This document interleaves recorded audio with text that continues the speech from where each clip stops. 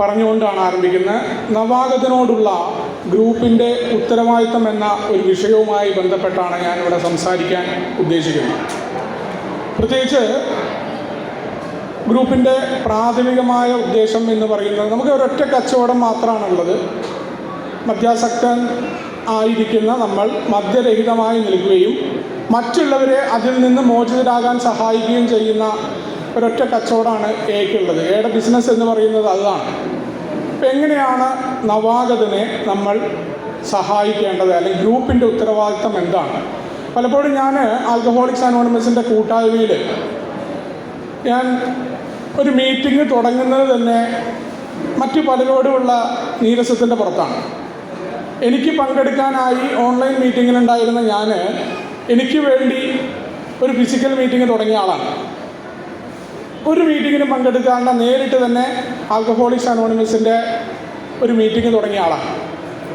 അപ്പോൾ ആ മീറ്റിംഗ് തുടങ്ങി വളരെ മുന്നോട്ട് പോകുന്നുണ്ട്. അപ്പോൾ വലിയ ഉദ്ദേശ ലക്ഷ്യങ്ങളൊക്കെ ഉണ്ട്. എല്ലാ ആൾക്കാരെയും ഉടനെ സുബോധത്തിലേക്ക് എത്തിക്കാം, വളരെ പെട്ടെന്ന് വലിയൊരു ഗ്രൂപ്പായി മാറാം, ആളുകളെയൊക്കെ സഹായിക്കണം എന്ന വലിയ ആഗ്രഹവുമായി നിൽക്കുന്നു.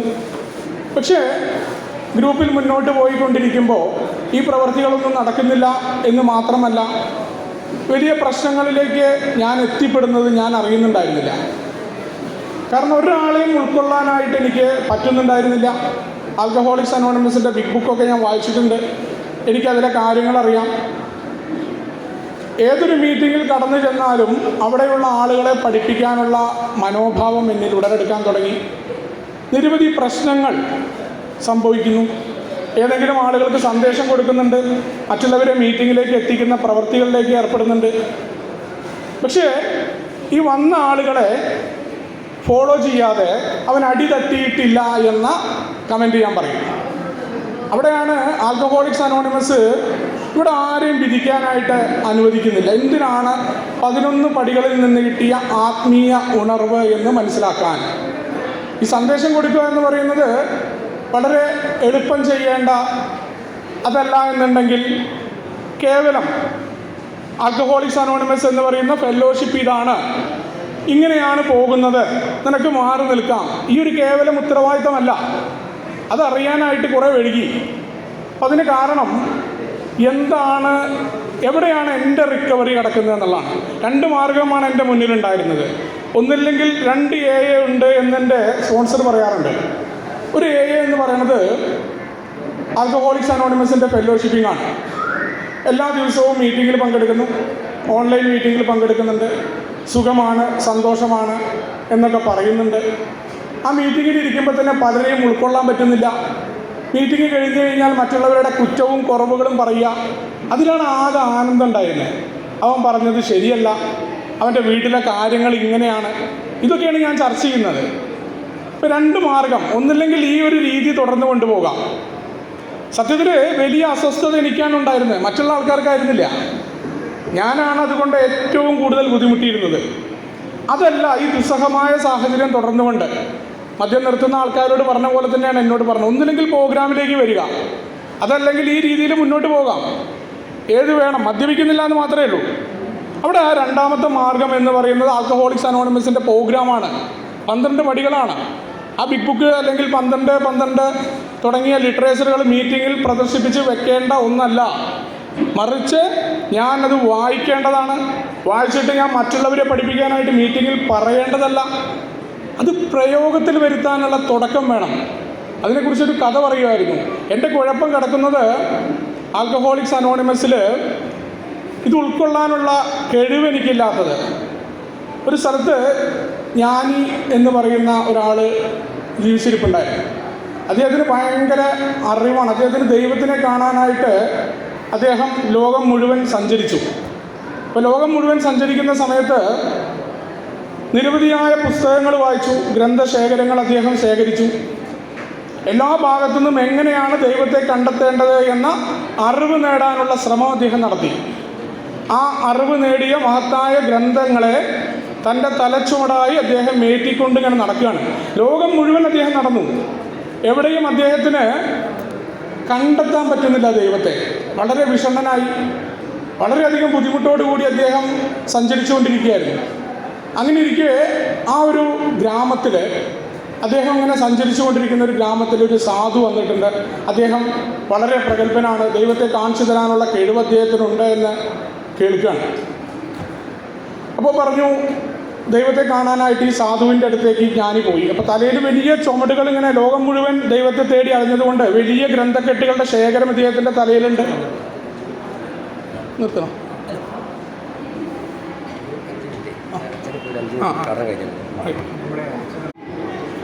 എന്തായാലും വളരെ ആ ഒരു ജ്ഞാനിയുടെ കഥ അച്ഛൻ പറഞ്ഞ വാക്കുകൾ തന്നെയാണ്. ആ ജ്ഞാനി തൻ്റെ ഭാണ്ഡക്കെട്ട് ഇറക്കി വെക്കാനുള്ള തയ്യാറെടുപ്പില്ലാതെ സാധുവിനോട് ചോദിക്കുകയാണ്, എനിക്ക് ദൈവത്തെ കാണണം, ദൈവത്തെ കാണിച്ചു തരാനായിട്ട് പറയണം. അപ്പോൾ സാധു ചോദിച്ചു, തൻ്റെ തലയിൽ എന്താണ് ഇരിക്കുന്നത് എന്ന് വെച്ചു. അപ്പോൾ തലയിൽ ഞാൻ ഈ ലോകം മുഴുവൻ സഞ്ചരിച്ചു, ദൈവത്തെ കാണാനുള്ള ആഗ്രഹം ഉണ്ടായിരുന്നു, ദൈവത്തെ കണ്ടില്ല. അപ്പോൾ ദൈവത്തെ കാണാൻ വേണ്ടിയുള്ള എൻ്റെ യാത്രയിൽ ഞാൻ ശേഖരിച്ച അറിവുകൾ, ആ ഗ്രന്ഥക്കെട്ടുകളാണ് എൻ്റെ തലയിൽ. സാധു ചിരിച്ചുകൊണ്ട് പറഞ്ഞു, ഞാൻ ദൈവത്തെ കാണിച്ചു തരാം, നീ ആ ഗ്രന്ഥക്കെട്ടൊന്ന് ഇറക്കി വയ്ക്കാൻ പറഞ്ഞു. അപ്പം അതങ്ങനെ എളുപ്പം ഇറക്കി വയ്ക്കാൻ പറ്റില്ല. കാരണം വർഷങ്ങളായി നേടിയ മഹത്തരമായ അറിവുകളാണ്. കുറേ കഷ്ടപ്പാട് സഹിച്ചിട്ടുണ്ട്, അത് ഏറ്റി നടന്നിട്ടുണ്ട്. അയാൾ ഇറക്കാൻ തയ്യാറായില്ല. നിനക്ക് ദൈവത്തെ കാണണോ, അത് ഇറക്കി വയ്ക്കാൻ പറഞ്ഞു. അയാൾ മനസ്സില്ലാ മനസ്സോടെ ആ ഗ്രന്ഥക്കെട്ടുകൾ താഴത്തേക്ക് ഇറക്കി വയ്ക്കുകയാണ്. ആ ഗ്രന്ഥക്കെട്ട് ഇറക്കി വയ്ക്കുമ്പോൾ അയാളുടെ കൈ പിന്നെയും അവിടെ നിൽക്കുക, കൈ വിടാൻ പറ്റുന്നില്ല. അപ്പം കൈ കൂടി എടുത്ത് മാറ്റാൻ പറഞ്ഞു. അങ്ങനെ മനസ്സില്ലാ മനസ്സോടുകൂടി ആ കൈ എടുത്ത് മാറ്റുകയാണ്. അദ്ദേഹത്തോട് പറഞ്ഞു, നീ സ്നേഹത്തെ കണ്ടിട്ടുണ്ടോ? സ്നേഹത്തിൻ്റെ ആലയത്തിലേക്ക് നീ പോകണം, അവിടെ സ്നേഹത്തെ കാണുക, പിന്നീട് നിനക്ക് ദൈവത്തെ കാണാൻ പറ്റുമെന്ന് പറഞ്ഞു.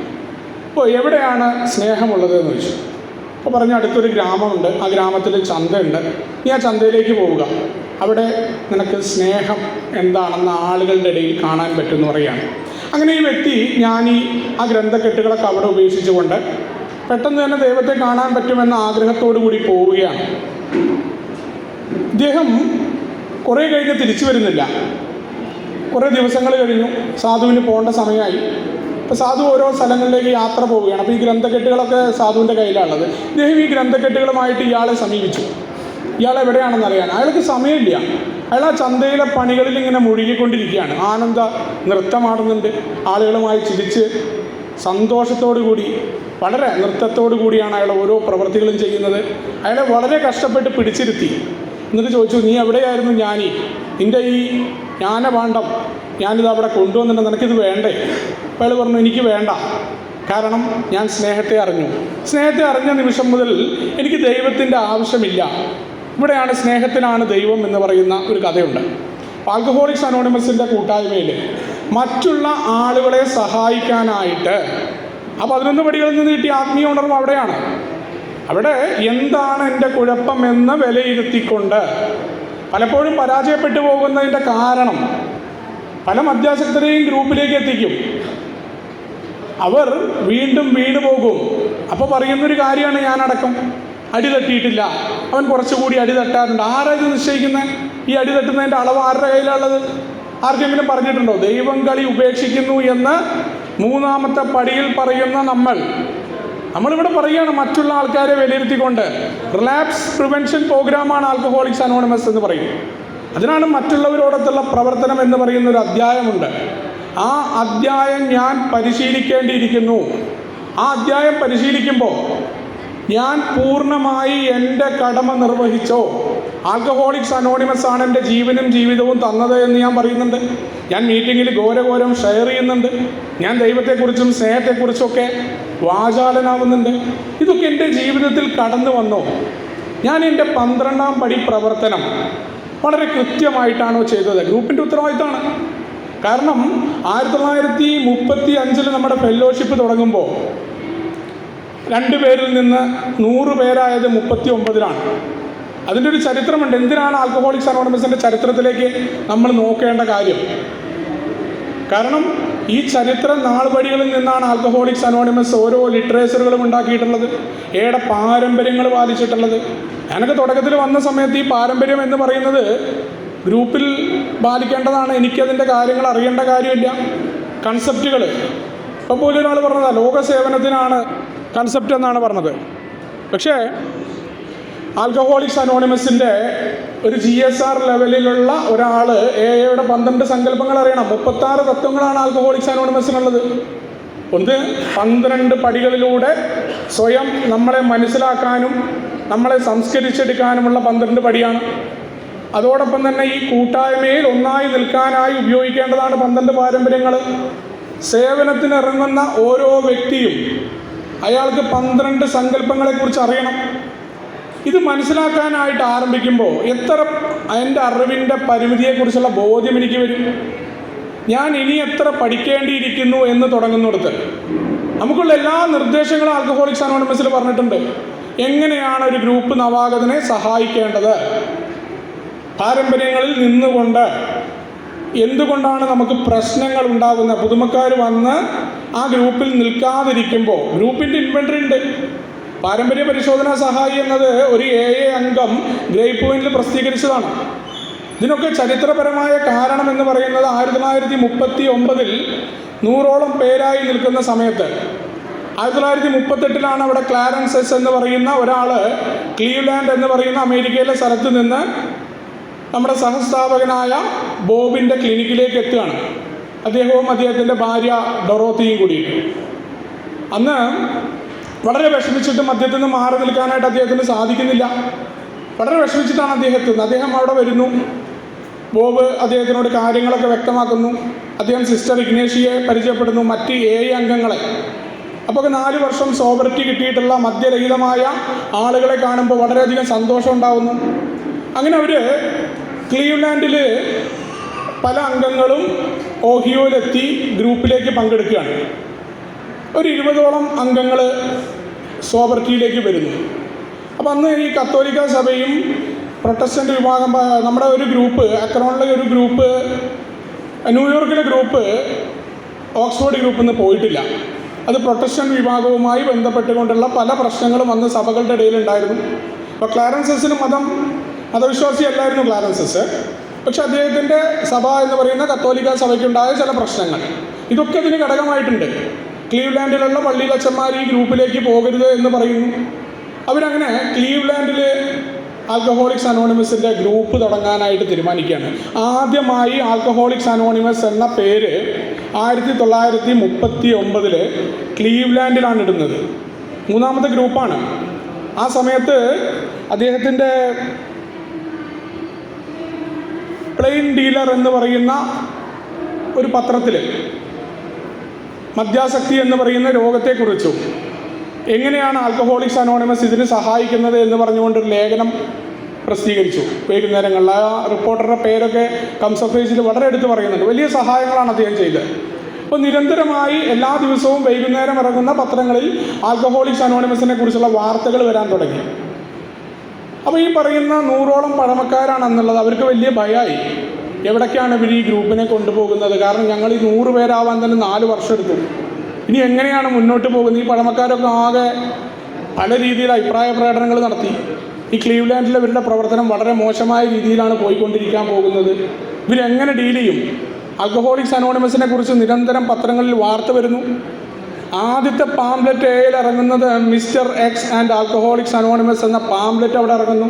ക്ലാരൻസസ് ആയിരുന്നു ആ മിസ്റ്റർ എക്സ്.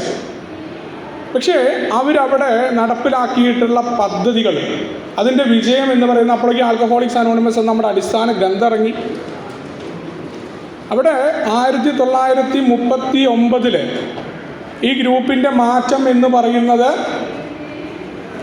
അന്ന് 100 അംഗങ്ങളാവാൻ 4 വർഷം എടുത്തപ്പോൾ 1 വർഷം കൊണ്ട് 30 ഗ്രൂപ്പുകളും 500 അംഗങ്ങളുമായിട്ട് അവിടെ ക്ലീവ്ലാൻഡിൽ മാറി. BW ക്ലീവ്ലാൻഡിലെ സമ്മേളനത്തിൽ പറഞ്ഞിട്ടുണ്ടായിരുന്നു, ഒരു വേള സഹസ്ഥാപകനായിട്ട് കരുതപ്പെടുന്ന ആളാണ് ക്ലാരൻസസ് എന്ന് പറയുണ്ടായി.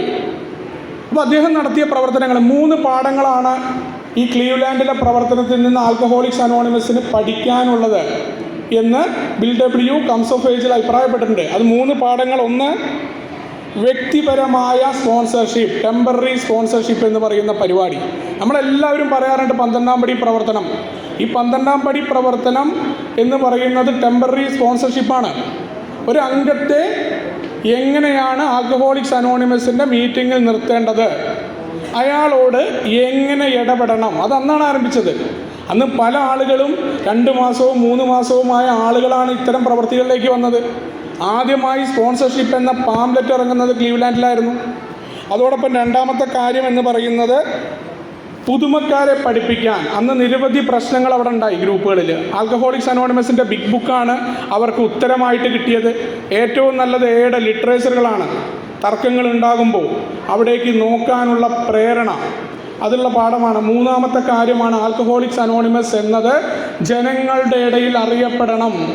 പത്രമാധ്യമങ്ങളിൽ നിരന്തരമായ ലേഖനം വന്നതുകൊണ്ടാണ് ഈ ഒരു വളർച്ച ഉണ്ടായത്. 100-ൽ നിന്ന് 500 പേരായി മാറിയത് ഒരൊറ്റ വർഷം കൊണ്ടാണ്. 30 ഗ്രൂപ്പുകളായി. അതിൻ്റെ തുടർച്ചയാണ് ഇന്ന് 1,26,000 ഗ്രൂപ്പുകളിലായി 150ഓളം രാജ്യങ്ങളിലായിട്ട് ആൽക്കഹോളിക്സ് അനോണിമസ് 22 ലക്ഷം അംഗങ്ങളുമായി പ്രവർത്തിക്കുന്നു. 2020 സെൻസെക്സ് പ്രകാരം ആ രീതിയിലാണ് അംഗസംഖ്യ. എത്രയോ അതിലധികം ആളുകൾ ഇന്നും മേലേക്ക് കടന്നു വന്നുകൊണ്ടിരിക്കുന്നു. അപ്പോൾ ഈ ഒരു പ്രവർത്തനം കഴിഞ്ഞു പോയ കാലഘട്ടം എന്ന് പറയുന്നത് എനിക്ക് ഊർജം തരുന്നതാണ് പ്രവർത്തിക്കാനായിട്ട്. അപ്പോൾ എവിടെയാണ് എൻ്റെ പ്രവർത്തനം നിൽക്കുന്നത്? ഞാനൊരു ഗ്രൂപ്പിൽ പ്രവർത്തിക്കുമ്പോൾ ആ ഗ്രൂപ്പിൽ ഹോം ഗ്രൂപ്പ് എന്ന് പറയുന്ന കൺസെപ്റ്റ് എന്താണ്? 2 അതിലധികമോ ആളുകൾ, മധ്യാസക്തനായ ആളുകൾ ആർക്ക് വേണമെങ്കിലും ഒരു ഗ്രൂപ്പ് തുടങ്ങാം. തങ്ങളുടെ അനുഭവവും ശക്തിയും പ്രതീക്ഷയും പങ്കുവെച്ചുകൊണ്ട് തുടങ്ങാം. അതൊരു ഹോം ഗ്രൂപ്പായി മാറുമ്പോൾ പണ്ടൊരു തെറ്റിദ്ധാരണ ഉണ്ടായിരുന്ന എന്താണെന്ന് വെച്ച് കഴിഞ്ഞാൽ, ഏത് ഗ്രൂപ്പിൽ ചെന്ന് കഴിഞ്ഞാലും എനിക്ക് അഭിപ്രായം പറയാൻ പറ്റുന്ന, കിറ്റിയിൽ 20 രൂപ ഇടുക എന്ന് പറഞ്ഞാൽ അവിടെ അഭിപ്രായം പറയാനുള്ള ലൈസൻസ് ആണെന്ന് പറയുന്ന ആളുകളെ ഞാൻ കണ്ടിട്ടുണ്ട്. അങ്ങനെയല്ല. ആൽക്കഹോളിക്സ് അനോണിമസ് ഹോം ഗ്രൂപ്പ് എന്ന് പറയുന്ന ഒരു കൺസെപ്റ്റ് ഉണ്ട്. എല്ലാ ആൾക്കാർക്കും മറ്റ് ഗ്രൂപ്പുകളിൽ കയറി ചെന്ന് അഭിപ്രായം പറയാൻ പറ്റില്ല. ഹോം ഗ്രൂപ്പ് നമ്മൾ തിരഞ്ഞെടുക്കണം. നമ്മുടെ വീട് പോലെയാണ് ആ ഹോം ഗ്രൂപ്പ്. ആ ഹോം ഗ്രൂപ്പ് എന്ന് പറഞ്ഞു കഴിഞ്ഞാൽ അവിടെ നമ്മൾ പ്രവർത്തിക്കണം. ഓരോ പ്രവൃത്തിയും നമ്മളവിടെ ചെയ്യുന്ന സ്റ്റിക്കർ വർക്കുകൾ, എയുടെ മീറ്റിങ്ങിൽ പങ്കെടുക്കുന്ന കാര്യങ്ങൾ, അടിച്ചു വരുന്നത്, എല്ലാ പ്രവൃത്തിയും. ആൽക്കഹോളിക്സ് അനോണിമസിൻ്റെ സർവീസ് മേഖല എന്ന് പറയുന്നത് തന്നെ വിശ്വസ്ത സേവകരാണ്. ഇവിടെ പട്ടം ചാർത്തിയിട്ടുള്ള അധികാരിമാരാരുമില്ല. എയുടെ ഓരോ തലങ്ങളിലേക്ക് മുന്നോട്ട് പോകുന്നവരും ഗ്രൂപ്പിൻ്റെ കാര്യങ്ങൾ ജനറൽ സർവീസ് കോൺഫറൻസിൽ എത്തിക്കുക എന്നാണ് ഡെലിഗേറ്റിൻ്റെയും ക്ലാസ് ബി ട്രസ്റ്റിയുടെയും ഉദ്ദേശം. അതിൻ്റെ മുകളിലല്ല ആരും. ഗ്രൂപ്പ് തന്നെയാണ് അന്തിമം എന്നറിയാത്തത് കൊണ്ടാണ്. അവിടെയാണ് ഈ ഹോം ഗ്രൂപ്പ് എന്ന് പറയുന്ന കൺസെപ്റ്റ്. നമ്മളൊരു ഗ്രൂപ്പിനെ ഹോം ഗ്രൂപ്പായി തിരഞ്ഞെടുത്താൽ അവിടെ നമ്മൾ അംഗങ്ങൾ എന്ന നിലയിൽ പാലിക്കേണ്ട കുറേ കാര്യങ്ങളുണ്ട്. നമുക്ക് ഏതൊരു ഗ്രൂപ്പിലും പങ്കെടുക്കാം. പക്ഷെ അവിടുത്തെ ബിസിനസ് മീറ്റിൽ ആ ഗ്രൂപ്പിൻ്റേതായ കാര്യങ്ങളിൽ നമുക്കവിടെ അഭിപ്രായം പറയാൻ പറ്റില്ല. അവിടെ വോട്ടെടുപ്പ് ഉണ്ടാകുമ്പോൾ അതിൻ്റെ വോട്ടെടുപ്പിൽ നമുക്ക് പങ്കെടുക്കാൻ പറ്റില്ല. കാരണം ആൽക്കഹോളിക്സ് അനോണിമസിൽ തർക്കങ്ങൾ ഉണ്ടാകുമ്പോൾ ആ തർക്കങ്ങൾ മുന്നോട്ട് പോകാതെ നിൽക്കുന്നതിൻ്റെ കാരണം ഗ്രൂപ്പ് കോൺഷ്യസ് ആണ്. ആ group conscious, well noted group conscious ഉണ്ടാവും. ആ ഗ്രൂപ്പ് കോൺഷ്യസിനെ അംഗീകരിക്കാനായിട്ട് ആ ഹോം ഗ്രൂപ്പായി കരുതുന്ന ആളുകൾ തയ്യാറാകുമ്പോഴാണ് യഥാർത്ഥ ഹോം ഗ്രൂപ്പ് ആവുന്നത്. അതല്ലാന്നുണ്ടെങ്കിൽ നമ്മുടെ അഭിപ്രായമല്ല അവിടെ ഭൂരിപക്ഷ അഭിപ്രായം ഉണ്ടായത് എന്ന് പറയുമ്പോൾ നമ്മൾ ആൽക്കഹോളിക്സ് അനോണിമസിൽ അംഗമാണെന്ന് നമുക്ക് പറയാൻ പറ്റില്ല. മാത്രമല്ല, പുതുമക്കാരെ സഹായിക്കാനായിട്ടുള്ള നിർദ്ദേശങ്ങൾ നമുക്ക് പറഞ്ഞിട്ടുണ്ട്. നമ്മൾ കൂടിയെല്ലാം നിർത്തി ഞാൻ ഏലൂടെ സഞ്ചരിക്കുന്നുണ്ട്, വളരെ നന്നായിട്ട് ഷെയർ ചെയ്യുന്നുണ്ട്. ഞാൻ എൻ്റെ കടമ നിർവഹിച്ചോ? ഈ ചോദ്യമാണ്. ഞാൻ നിർവഹിക്കേണ്ട കടമകളുണ്ട്. ആൽക്കഹോളിക്സ് അനോണിമസ് എന്ന ഈ ഫെല്ലോഷിപ്പാണ് എൻ്റെ ജീവനും ജീവിതവും തിരിച്ചു തന്നത് എന്ന് പറയുമ്പോൾ എങ്ങനെയായിരിക്കണം ഒരു ഗ്രൂപ്പിലെ അംഗം എന്ന നിലയിൽ പുതുമക്കാരെ സഹായിക്കേണ്ടത്? ഈ പറഞ്ഞ പോലെയാണ്. എൻ്റെ അനുഭവങ്ങളിൽ നിന്നുകൊണ്ട് മാത്രമല്ല, ഞാൻ മറ്റു മനുഷ്യരെ എല്ലാം കാണുമ്പോൾ എൻ്റെ അനുഭവമാണ് അവിടെ അടിസ്ഥാനമായിട്ട് നിൽക്കുന്നത്. മറ്റുള്ള ആൾക്കാരെ വിലയിരുത്താൻ ഞാൻ മനസ്സിലാക്കിയ പോലെ അവൻ മനസ്സിലാക്കണം. അണികളെ ഉണ്ടാക്കാനുള്ള ശ്രമമാണ്. അതിൻ്റെ കുഴപ്പമാണ് പല ആൾക്കാരും വീണ് പോകുന്നത്. ഈ കാര്യം എന്താണെന്ന് അറിയാണ്ട കുരങ്ങനെ കൊണ്ട് ചുടുചോറ് മാരിക്കുന്ന പരിപാടി ആൽക്കഹോളിക്സ് അനോണിമസിൽ ഉണ്ടാവാറുണ്ട്. പലപ്പോഴും അതിൻ്റെ പല മേഖലകളിലും ഞാൻ പെട്ടുപോയതാണ്. അതിനൊക്കെ പുറത്തേക്ക് കടന്നപ്പോഴാണ് എന്താണ് ആൽക്കഹോളിക്സ് അനോണിമസ് എന്ന് മനസ്സിലാക്കാനായി സാധ്യമായത്. അവിടെ എനിക്ക് പ്രശ്നങ്ങളില്ലാണ്ടായി.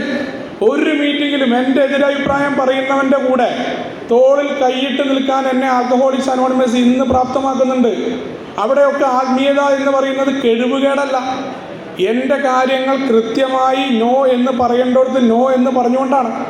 അവിടെ ഗ്രൂപ്പ് കോൺഷ്യസിനെ അംഗീകരിക്കാൻ എന്താണ് വിട്ടുകൊടുക്കേണ്ടത്, ഇതൊക്കെ മനസ്സിലാക്കാനായിട്ട് ടെമ്പററി സ്പോൺസർഷിപ്പിന് ഓരോ അംഗവും ഒരു ടെമ്പററി സ്പോൺസറായിട്ട് പുതുമക്കാരെ സഹായിക്കാനായിട്ട് എങ്ങനെയാണ് പ്രവർത്തിക്കേണ്ടത് എന്ന നിർദ്ദേശം നമുക്ക് പാംലെറ്റിലായിട്ട് തന്നിട്ടുണ്ട്. അതിൻ്റെ പോയിന്റുകളാണ് ഞാനിവിടെ ചർച്ച ചെയ്യുന്നത്. അപ്പോൾ ഒരു പുതുമക്കാരനെ സുബോധാവസ്ഥയിൽ എത്തിക്കാനും നിലനിർത്താനും സാധ്യമായ എല്ലാ കാര്യങ്ങളും തൻ്റെ വ്യക്തിപരമായ അറിവിൻ്റെയും അനുഭവത്തിൻ്റെയും പരിധിയിൽ നിന്നുകൊണ്ടാണ് ടെമ്പററി സ്പോൺസർ ചെയ്യേണ്ടത്. വളരെ കൃത്യമായ നിർദ്ദേശമാണ്. നമ്മളുടെ അറിവില്ലാത്ത കാര്യങ്ങളെക്കുറിച്ച് പറഞ്ഞു കൊടുത്തല്ല, നമ്മളുടെ അറിവിൻ്റെ അതോടൊപ്പം തന്നെ സ്നേഹത്തിൽ നിന്നുകൊണ്ടാണ് ഇവരോട് നമ്മൾ സമീപിക്കേണ്ടത്.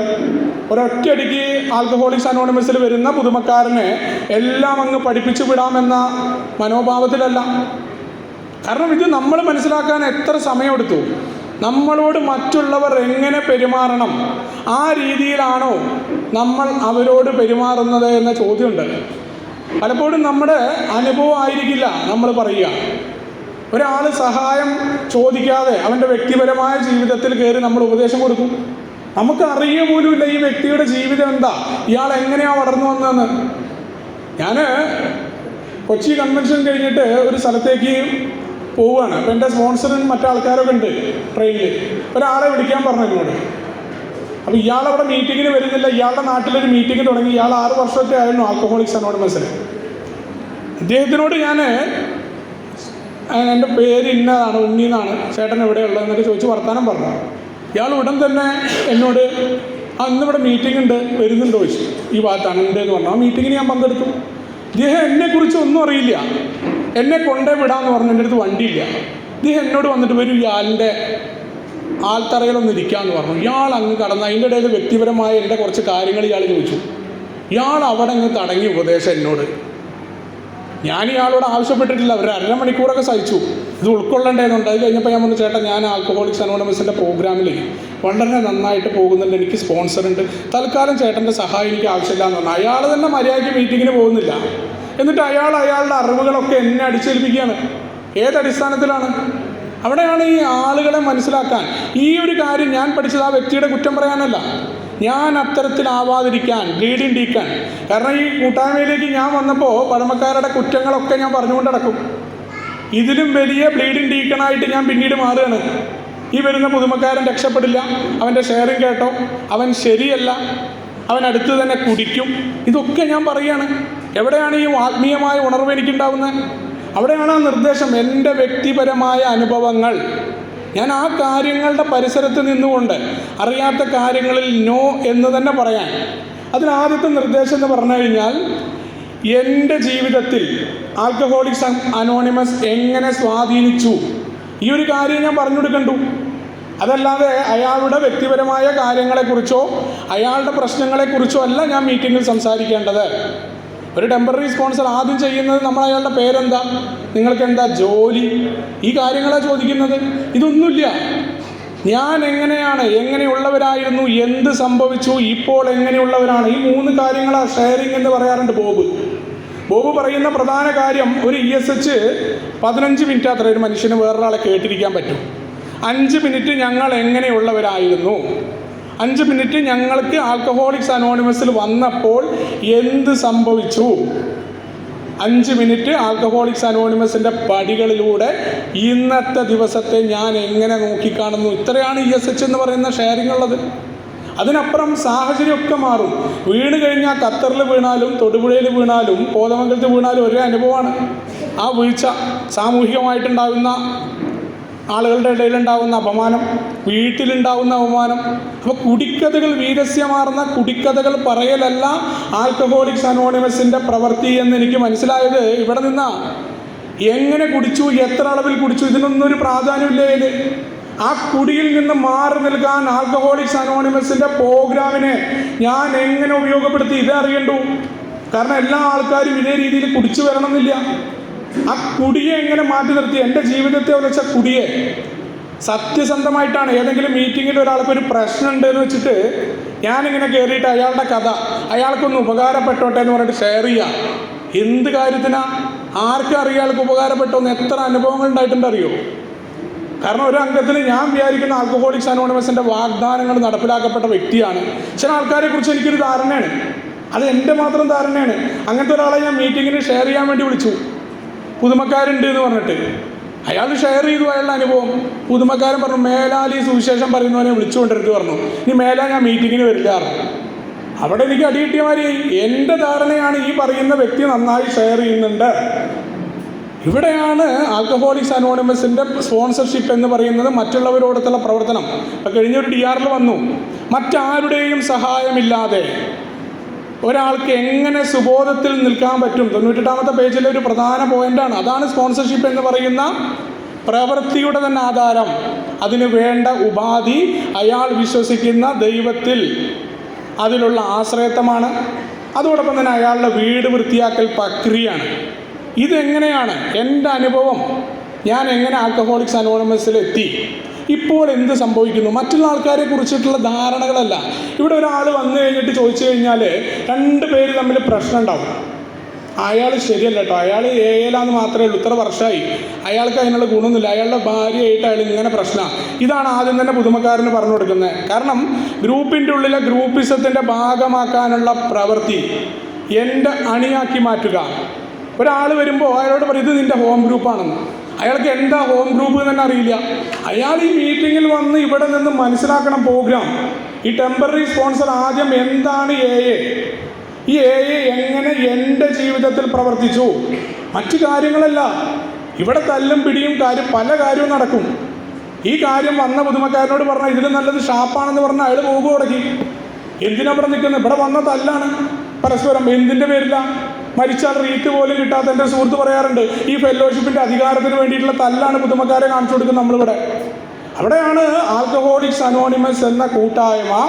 അതിൽ ഞാൻ എങ്ങനെ നിൽക്കുന്നു, എൻ്റെ ജീവിതത്തിൽ നടപ്പിലാക്കിയേ എനിക്കുള്ളൊരു കാര്യം വേറൊരാൾക്ക് പകർന്നു കൊടുക്കാൻ പറ്റൂ. ഞാൻ എങ്ങനെയാണ് പ്രോഗ്രാമിൽ പോകുന്നത്, എൻ്റെ ജീവിതത്തിൽ എങ്ങനെയാണ് പഴയകാല ജീവിതത്തെ. മീറ്റിങ്ങിലെല്ലാം നമുക്ക് പറയാൻ പറ്റില്ല. മീറ്റിംഗ് പുതുമക്കാർക്ക് വേണ്ടി മാറ്റാറില്ല വിദേശങ്ങളിലൊക്കെ മീറ്റിങ്ങിൻ്റെ സ്ട്രക്ചറ്. കാരണം ഒരു പുതുമക്കാരൻ വന്നിരുന്ന് കഴിഞ്ഞ ഉടനെ അവൻ ആ കുടിയെന്നൊക്കെ മാറി അലൂസിനേഷനും അല്ലെങ്കിൽ മറ്റുള്ളവരുടെ നിർബന്ധത്തിനൊക്കെ വഴങ്ങിയിട്ടാണ്, അല്ലെങ്കിൽ പോലീസ് സ്റ്റേഷനിൽ നിന്ന് പറഞ്ഞിട്ടൊക്കെ വന്നിരിക്കുന്ന ആൾക്കാരുണ്ട്. അന്നത്തെ ഒരു ദിവസം ഇതാണ് AA എന്ന് പറഞ്ഞാൽ അവനെന്ത് AA, എന്ത് പടി, എന്ത് പാരമ്പര്യം, അവനൊന്നും മനസ്സിലാവില്ല. ആ സമയത്ത് ടെമ്പററി സ്പോൺസറായ ഒരു വ്യക്തി 12 സ്റ്റെപ്പ് കമ്മിറ്റി ഉണ്ടാവും. ഈ 12 സ്റ്റെപ്പ് കമ്മിറ്റിയിൽ ഏതംഗത്തിനെ വേണം അവന് തിരഞ്ഞെടുക്കാം. അല്ലെങ്കിൽ ഒരാൾ പറയുകയാണ്, അതാ കമ്മിറ്റിയിലാണ് ചർച്ച ചെയ്യേണ്ടത്, ഞാൻ ഈ വ്യക്തിയെ ടെമ്പററി സ്പോൺസറായിട്ട് കാര്യങ്ങൾ പറഞ്ഞു കൊടുക്കാം. അതിനർത്ഥം ഇയാളുടെ അണിയായിട്ട് മാറ്റിയല്ല. അവിടെ പറയേണ്ട ഉത്തരവാദിത്വം ഇത്രയേ ഉള്ളൂ, എൻ്റെ ജീവിതത്തിൽ എങ്ങനെയാണ് ഈ പ്രോഗ്രാം പ്രവർത്തിച്ചത്. ഇതിന് ഡെയിലി മീറ്റിംഗ് ഉണ്ട്, ഈ മീറ്റിങ്ങിൽ പങ്കെടുക്കുന്നുണ്ട്, ഈ രീതിയിലാണ് പ്രോഗ്രാമിൽ ഞാൻ പോയിക്കൊണ്ടിരിക്കുന്നത് എന്ന കാര്യം മാത്രമാണ് പറയേണ്ടത്. രണ്ടാമത്തെ കാര്യം, വ്യത്യസ്തമായ AA യോഗങ്ങളിൽ പങ്കെടുത്ത് AAയുടെ പ്രോഗ്രാമിനെ കുറിച്ച് കൂടുതൽ അറിയാനും വിശകലനം ചെയ്യാനും സഹായിക്കുകയും പ്രേരിപ്പിക്കുകയും ചെയ്യുക. ഒരു ഹോം ഗ്രൂപ്പായിട്ട് അയാളെ നിർബന്ധിച്ച് നിർത്തുകയല്ല. നമ്മുടെ നാട്ടിൽ സാധ്യമായി അയാൾക്ക് പങ്കെടുക്കാൻ പറ്റുന്ന ഏത് ഗ്രൂപ്പാണെങ്കിലും മുഴുവൻ ഗ്രൂപ്പുകൾ പരിചയപ്പെടുത്തണം. അവിടെ എല്ലാം പങ്കെടുത്ത്, ഇതെല്ലാം നമ്മളുടെ മീറ്റിംഗാണ്. ഒരു AA അംഗത്തിന് ഏതൊരു മീറ്റിങ്ങിൽ കടന്നു ചെല്ലാനും ഞാൻ AA അംഗമാണ് എന്ന് പ്രഖ്യാപിച്ചു കഴിഞ്ഞാൽ ആ മീറ്റിങ്ങിൽ നിന്ന് ആർക്കും പുറത്താക്കാൻ പറ്റില്ല. ആൽക്കഹോളിക്സ് അനോണിമസിൽ ആരെയും പുറത്താക്കാനും അകത്താക്കാനും പറ്റില്ല. ആ വ്യക്തിയെ വിചാരിക്കാൻ പറ്റൂ. അതിനവിടെ ഇൻ്റർ ഗ്രൂപ്പ് തടസ്സമല്ല, ഒരു ഗ്രൂപ്പും തടസ്സമല്ല, ഏതൊരു ഗ്രൂപ്പിൽ പോയിരിക്കാൻ. അപ്പോൾ ഈ ടെമ്പററി സ്പോൺസർ എന്താണ് AA മീറ്റിങ്ങുകൾ എങ്ങനെയാണ്, മറ്റ് അടുത്തുള്ള എല്ലാ മീറ്റിങ്ങുകളും അദ്ദേഹത്തിന് ഒപ്പം പോകാനും അവിടെ പരിചയപ്പെടുത്തി കൊടുക്കാനും ആ മീറ്റിങ്ങിൽ എങ്ങനെയാണ് ഷെയർ ചെയ്യേണ്ടത്, അത് ഇദ്ദേഹം മാതൃകയായിട്ട് വേണം. 20 പേര് മീറ്റിങ്ങിലുണ്ടെങ്കിൽ എനിക്ക് അനുവദിക്കപ്പെട്ട സമയമുണ്ട്. ഞാനത് മറ്റുള്ള ആൾക്കാരുടെ സമയം അപഹരിച്ചുകൊണ്ട് കുറച്ച് ഉപകാരമായിക്കൊള്ളട്ടെ എന്ന് പറഞ്ഞിട്ട് 15 മിനിറ്റ് ഷെയർ ചെയ്യാം. ഇതേ സാധനമാണ് മറ്റാളും പഠിച്ചു വരിക. കാരണം എൻ്റെ പ്രഭാഷണം കേട്ട് കണ്ടു കഴിഞ്ഞാൽ ആൾക്കാർക്കൊക്കെ ഉടനെ എന്തോ മാറ്റം സംഭവിക്കുമെന്ന തെറ്റായ ധാരണ കൊണ്ടാണ്. എനിക്ക് അനുവദിക്കപ്പെട്ട സമയത്തിൽ എൻ്റെ റിക്കവറി സംബന്ധമായിട്ട്, അത് പുതുമക്കാരൻ എൻ്റെ ഒപ്പം ഉണ്ടെന്ന് പറഞ്ഞിട്ട് ഞാൻ മാറേണ്ട കാര്യമൊന്നുമില്ല. എനിക്കെന്താണോ ആ മീറ്റിങ്ങിൽ, കാരണം ഞാൻ റിക്കവറി ആയിക്കൊണ്ടിരിക്കുകയാണ്. മരണം വരെ ഈ program one day at a ടൈമായി വെക്കാൻ കാരണം അതുകൊണ്ടാണ്. ആർക്കും പൂർണ്ണമായി ഇതിൽ നിന്ന് മുക്തമാവുന്നില്ല. മരണാസന്നനെ പോലെ പ്രവർത്തിക്കണമെന്നാണ് BW പറഞ്ഞിട്ടുള്ളത്. അപ്പോൾ മറ്റ് മീറ്റിങ്ങുകളെ പരിചയപ്പെടുത്തണം, ആ മീറ്റിങ്ങുകളിൽ പുതുമക്കാരെ കൊണ്ടുപോകണം. അതെല്ലാം നമ്മുടെ മീറ്റിംഗാണ്. അവിടെ നമ്മൾ എന്താണ് ചെയ്യേണ്ടത്, എങ്ങനെ ഷെയർ ചെയ്യണം, ആ രീതിയിൽ കാണിച്ചു കൊടുക്കണം. അതോടൊപ്പം തന്നെ തനിക്ക് മദ്യാസക്തി ഉണ്ടോ എന്ന കാര്യത്തെക്കുറിച്ച് ഈ പുതുമക്കാരന് ഉറപ്പില്ലാത്ത സാഹചര്യമാണെങ്കിൽ തുറന്ന മനസ്സോടെ സമീപിക്കാൻ അയാളെ നിർദ്ദേശിക്കണം. പല ആൾക്കാരും മീറ്റിങ്ങിൽ കടന്നു വരുമ്പോൾ എനിക്ക് വലിയ കുഴപ്പമില്ല, ഞാൻ അധികം കുടിച്ചിട്ടില്ല, പല അനുഭവങ്ങൾ പറയും. പിന്നീടാണ് അവർ കുടിച്ച കഥകളൊക്കെ കേട്ടുകൊണ്ട് പറയാൻ തയ്യാറാവുക. ആദ്യകാലത്ത് സമ്മതിക്കാൻ തയ്യാറാവില്ല. കാരണം കടുത്ത ധിക്കാരമാണ് ഈ രോഗത്തിൻ്റെ പ്രത്യേകത എന്ന് നമ്മളോട് പറയുന്നുണ്ട്. കാരണം ഈ പ്രോഗ്രാമിലെത്തിയിട്ട് 12 പടികളെ അനുസരിക്കാൻ നമുക്ക് പറ്റില്ല. പലപ്പോഴും നമ്മൾ പറയാറുണ്ട്, ഈ ബിഗ് ബുക്കോ അല്ലെങ്കിൽ ഈ പറയുന്ന മറ്റു കാര്യങ്ങൾ, ഈ ബിഗ് ബുക്ക് എന്ന് പറയുന്നത് ആകാശത്തു നിന്ന് കെട്ടിയിറക്കിയിട്ടുള്ളൊരു സാധനമൊന്നുമല്ല. ആൽക്കഹോളിക്സ് അനോണിമസിൽ അന്നുണ്ടായിരുന്ന 100ഓളം പേരുടെ അനുഭവങ്ങൾ തന്നെയാണ്. ഞങ്ങൾ ഈ രീതികളെ എടുക്കാൻ തയ്യാറായപ്പോൾ ഞങ്ങളുടെ ജീവിതത്തിൽ ഇത് സംഭവിച്ചു. ഡെയിലി റിഫ്ലക്ഷൻ അടക്കം മേയുടെ എല്ലാ ലിറ്ററേച്ചറുകളും അനുഭവങ്ങളാണ്. മുന്നേ കടന്നുപോയ നമ്മുടെ പഴമക്കാരുടെ അനുഭവങ്ങളാണ്.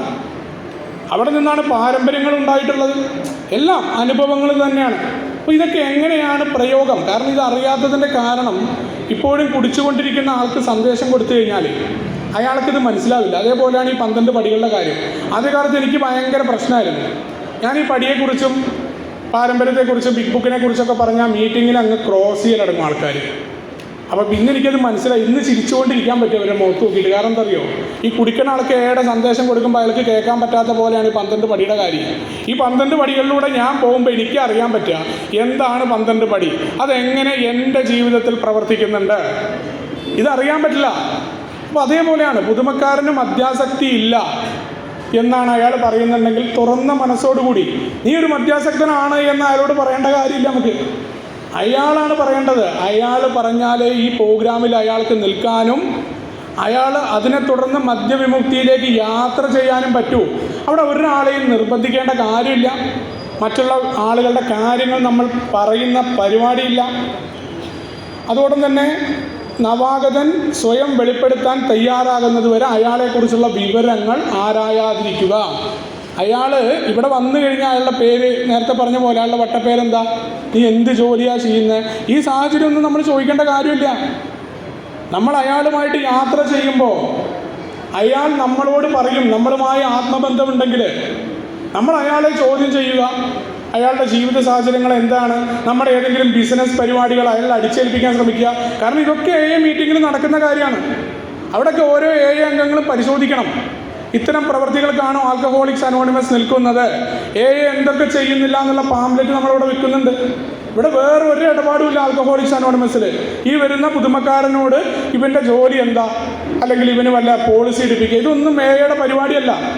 ആൽക്കഹോളിക്സ് അനോണിമസിൽ ഇത്തരം ഒരു പരിപാടിയില്ല. അയാൾ വെളിപ്പെടുത്തുന്നവരെ അയാളുടെ അനോണിമിറ്റി അയാളുടെ സ്വന്തം കാര്യമാണ്. ഈ പറയുന്ന ടെമ്പററി സ്പോൺസർ ഒരു കാരണവശാലും അയാളുടെ വ്യക്തിപരമായ വിവരങ്ങൾ ചോദിക്കരുത്. ഉത്തരവാദിത്തപ്പെട്ട അംഗം അല്ലെങ്കിൽ ഞാനൊരു അംഗമാണെന്ന് എനിക്ക് തോന്നുന്നുണ്ടെങ്കിൽ ഞാൻ പാലിക്കേണ്ട ഏറ്റവും പ്രധാനപ്പെട്ട കാര്യമാണ് പുതുമക്കാരൻ്റെ വ്യക്തിപരമായ വിവരങ്ങൾ. അയാൾക്ക് മീറ്റിങ്ങിൽ ഷെയർ ചെയ്യാൻ താല്പര്യമില്ലെങ്കിലും ഷെയർ ചെയ്യേണ്ട യാതൊരു നിർബന്ധമില്ല. നീ ഷെയർ ചെയ്തേ പറ്റൂ. ഇതൊന്നും പരിപാടിയില്ല. അയാൾക്ക് പരിചയപ്പെടുത്താൻ താല്പര്യമുണ്ടോ അയാൾ തന്നെ വന്നോളൂ.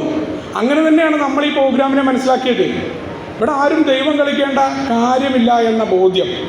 അതോടൊപ്പം തന്നെ മറ്റംഗങ്ങളുമായി, പ്രത്യേകിച്ച് പുതുതായി എത്തിയ അംഗത്തിൻ്റെ അതേ തൊഴിൽ സാമൂഹിക താല്പര്യമുള്ളവരുമായിട്ട് പരിചയപ്പെടുത്തുന്നു. മറ്റംഗങ്ങളെ അദ്ദേഹത്തിൻ്റെ അതേ തൊഴിൽ സാമൂഹിക മേഖല ഇതുള്ള ആളുകളെ പരിചയപ്പെടുത്താൻ, കേരളത്തിൻ്റെ മറ്റ് പല ഭാഗത്തുള്ള അംഗങ്ങളുമായിട്ട് ബന്ധപ്പെടാൻ, അതിന് പകരം ഓരോ അംഗങ്ങളുടെ സ്വഭാവം എനിക്ക് താല്പര്യമുള്ളവരെ മാത്രം പരിചയപ്പെടുത്താനല്ല പറഞ്ഞത്. നമ്മൾ ആരോടും പുതുമക്കാരുടെ നമ്മുടെ താല്പര്യം അടിച്ചേൽപ്പിക്കാൻ പാടില്ല. ഇവിടെ പലപ്പോഴും പറയുന്നത് അയാൾ ശരിയല്ല, അയാൾ പാരമ്പര്യം ലംഘിക്കുന്ന ആളാണ്. അതൊക്കെ അയാൾ മനസ്സിലാക്കട്ടെ എന്നേ. നമ്മളെന്തിനാണ് അയാളോട് പോയിട്ട് നമ്മളുടെ അറിവ് മുഴുവൻ പറഞ്ഞ് നമ്മുടെ വിരോധം, ഇങ്ങനെ ഒരു ധാരണ വന്നു കഴിഞ്ഞാൽ എനിക്കൊക്കെ അത് വലിയ പ്രശ്നമായിട്ടുണ്ട്. എന്നോട് പറയാണ് ഈ വ്യക്തി ഈ രീതിയിലാണ്, പിന്നെ അയാളെ കാണുമ്പോൾ എനിക്ക് തോന്നുകയാണ് ഇവൻ അതാണല്ലോ, പിന്നെ അയാളോട് മര്യാദയ്ക്ക് പെരുമാറാൻ പറ്റുന്നില്ല. അത് പോകാൻ കുറേ സമയമെടുക്കും പിന്നീട്. അപ്പോൾ ആ പുതുമക്കാരനെ നമ്മൾ നശിപ്പിക്കുന്നതിന് തുല്യമാണ്. കാരണം നമ്മളുമായി മറ്റു വ്യക്തിക്ക് വിയോജിപ്പുകളുടെ ഇടയിൽ എങ്ങനെ യോജിച്ച് പ്രവർത്തിക്കാൻ സാധിക്കുമെന്ന് പഠിപ്പിക്കുന്നതാണ് 12 പടി. വിയോജിപ്പുകളുണ്ട്, എൻ്റെ എല്ലാ അഭിപ്രായവും എല്ലാവരും വരേണ്ട കാര്യമില്ല. ഒരു പരിഹാരമുണ്ട് എന്ന് പറയുന്ന അധ്യായത്തിൽ പറയുന്നുണ്ട്. മറ്റാരെയും പ്രീതിപ്പെടുത്തേണ്ട കാര്യമില്ല.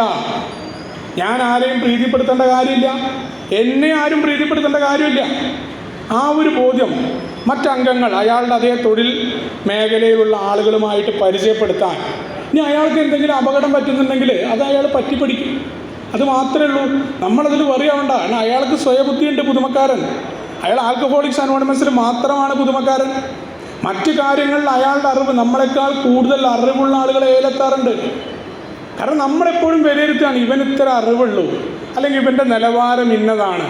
അതിന് കാരണം മനുഷ്യൻ്റെ ഏറ്റവും വലിയ പ്രത്യേകതയാണ്, ഞാൻ അറിഞ്ഞ പോലെ മറ്റുള്ളവരെ അറിയിക്കണം. കുടുംബത്തിലുള്ള പ്രശ്നവും എല്ലാത്തിൻ്റെ അടിസ്ഥാന കാരണതാണ് നമ്മുടെ തലച്ചോറിൽ ഒരു ഐഡിയ ഉണ്ടാവും. അതിനപ്പുറം വേറെ ആരും ചെയ്താൽ നമുക്ക് പറ്റില്ല. അത് 3-ാമത്തെ പടിയിൽ കാണിച്ചു തരുന്നുണ്ട് നമ്മളോട്. 3-ാമത്തെ പടി എല്ലാവരും പറയും ദൈവത്തിന് വിട്ടുകൊടുക്കലോ അല്ലെങ്കിൽ ടേൺ ചെയ്യലോ ഒന്നുമല്ല. നമ്മൾ ആഗ്രഹിക്കുമ്പോൾ, നമ്മൾ ആഗ്രഹിക്കുന്ന പോലെ മറ്റുള്ളവർ പെരുമാറുമ്പോൾ നമുക്ക് വളരെ സന്തോഷം ഉണ്ടാവും. വളരെ ദയാലുവായിരിക്കും, കാരുണ്യവാനായിരിക്കും. നമ്മൾ ആഗ്രഹിക്കുന്നതിൻ്റെ എതിരെ പെരുമാറുമ്പോൾ അവിടെയാണ് ആ 3-ാമത്തെ പടി കിടക്കുന്നത്. ഇത് മനസ്സിലാക്കുമ്പോൾ അപ്പോൾ നമ്മൾ മറ്റുള്ള അംഗങ്ങളെ പരിചയപ്പെടുത്തുന്ന കാര്യത്തിൽ നമ്മുടെ വ്യക്തിപരമായ കാര്യങ്ങളോ ഗ്രൂപ്പിസമോ അടിച്ചേൽപ്പിക്കാൻ പാടില്ല പുതുമക്കാരനോട്.